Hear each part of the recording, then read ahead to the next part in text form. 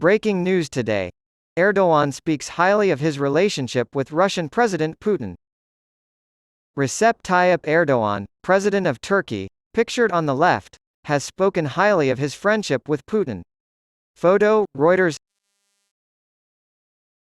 Ankara. Turkish President Recep Tayyip Erdogan has spoken highly of his friendship with Russian leader Vladimir Putin.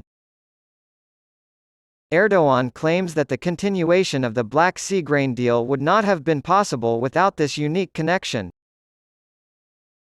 In an interview broadcast on CNN on Friday, the 19th of May 2023, he made this point clear.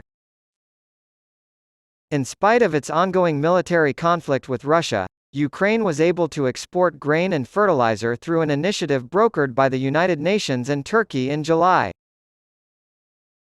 The original expiration date of the agreement was May 18, but on Wednesday, Russia signed a 60-day extension. It did so despite the EU's refusal to comply with an agreement to ease restrictions on Russian exports of grain and fertilizer. According to Erdogan, our unique partnership with President Putin is what allowed this to happen. A more profitable strategy, he said, would involve taking a balanced approach to countries like Russia. With this extension, Erdogan has strengthened his position as a potential mediator between Moscow and Kiev. Foreign ministers of the Czech Republic and Slovakia met in Prague on Friday, where they talked about, among other things, the situation in Ukraine and the fight against disinformation.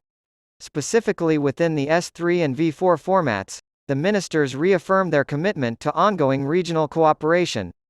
They also committed to aiding Ukraine in its post-war reconstruction, increasing its supply of military hardware, and decreasing its reliance on Russia for energy. The potential for the European Union, EU, to grow was another topic of conversation. Disinformation is a major security threat for both countries, so the ministers also shared their insights on combating it.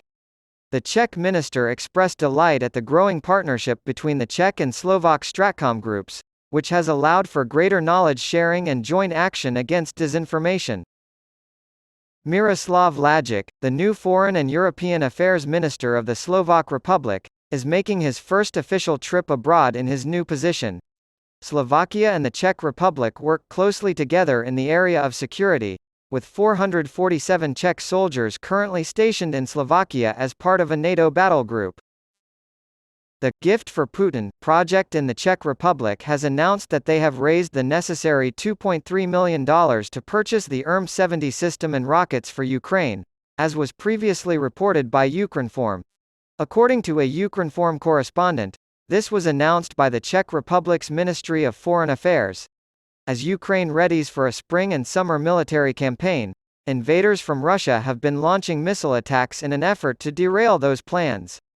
This was stated by Vadim Skibitsky, the deputy chief of the main Directorate of Intelligence at the Ukrainian Ministry of Defense, in an interview with RBC Ukraine. Simultaneously, he claims that heavy bombardment is taking place across the entirety of Ukrainian territory.